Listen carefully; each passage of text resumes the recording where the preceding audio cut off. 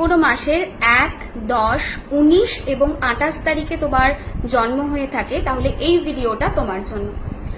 যেটা করতে হবে, তোমরা যদি জীবনে আরো এগোতে চাও, আরো গ্রোথ আনতে চাও, ছোট ছোট কয়েকটা জিনিস একটু মেনে চলো।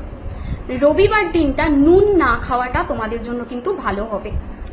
নেক্সট জিনিস সেটা হচ্ছে নদীতে প্রত্যেক পূর্ণিমা বা অমাবস্যা বা যে কোনো রবিবার এর মধ্যে যে কোনো একটা টাইমে যদি গিয়ে তুমি গুড় দিতে পারো নদীতে, সেটা খুব ভালো হবে।